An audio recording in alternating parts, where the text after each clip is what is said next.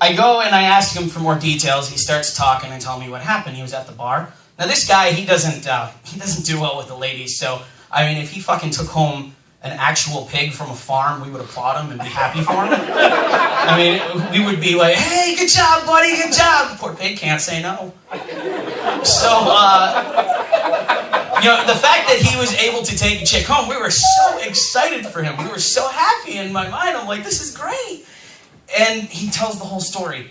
He meets his chick at a bar. They start, you know, talking, having a good time, chitting, chatting, smiling, having fun. Decide to leave the bar together.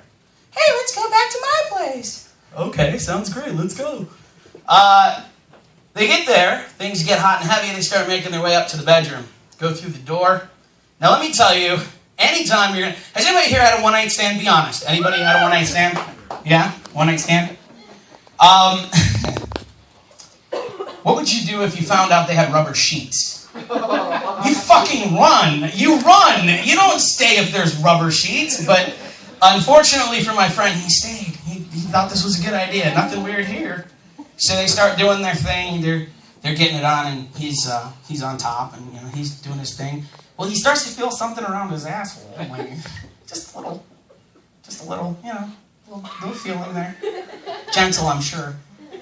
And then all of a sudden he feels something getting forced into his asshole. Now, I don't know if anybody's seen anal beads. This is a rosary, okay? In the Catholic Church, we use this to pray. But when I was telling this story for the first time, the rosary was hanging up, and I realized it's very similar to anal beads, okay? Now, anal beads are usually a little bigger, but I guess the starter kit might come with something like this. The ones that he had told me about were a little larger, but he said, "You know what? I just let it go." Guys, what do we say if a woman wants to use anal beads on us? No. Or fuck no. Whichever. I can't believe I just said that, holding a rose. I can't believe I just compared a rosary to anal beads.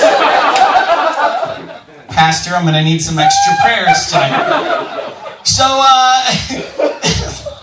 he lets it go, and they keep doing their thing. You know, I guess this chick's into freaky shit. But the problem is, all of a sudden, rip, she just fucking pulled him out. No warning, nothing at all. He lost control of his...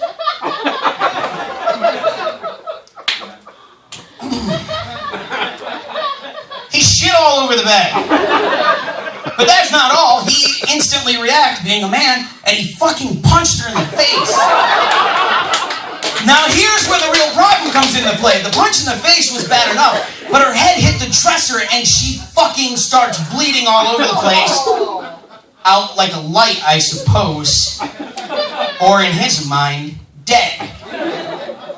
So what does he do, being the genius he is? He fucking pulls her off the bed, leaves her on the floor, grabs all of his stuff, grabs all of his shit. Literally, he took the rubber sheets because he didn't want to leave behind any DNA evidence. I don't know. I'm not sure. Is anybody here a crime scene investigator? Can you find out who somebody is through their shit? Can you?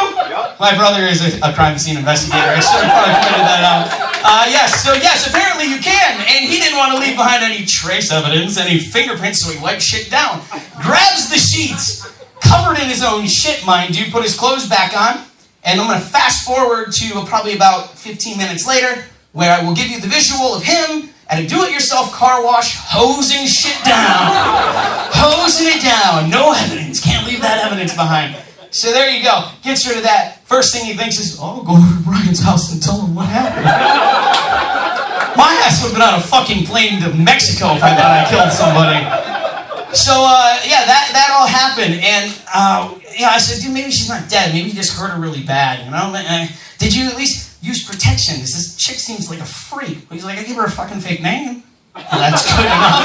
It's a good start. At least the police aren't going to come fucking looking for you for real.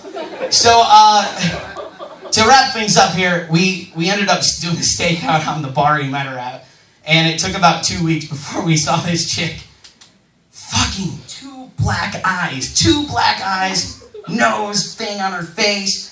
And she actually was there, and we were relieved she was alive. So we kept watching, just wanted to make sure it was really her. Chick leaves with a dude.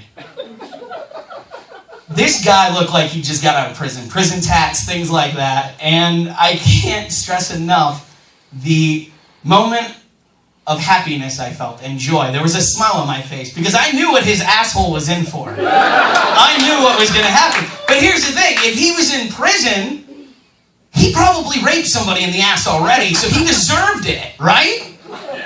That's kind of how I felt about it. Or if he was already in prison and he wasn't the raper and got raped, he's used to it, so he's good to go. Thanks, everybody. Appreciate it.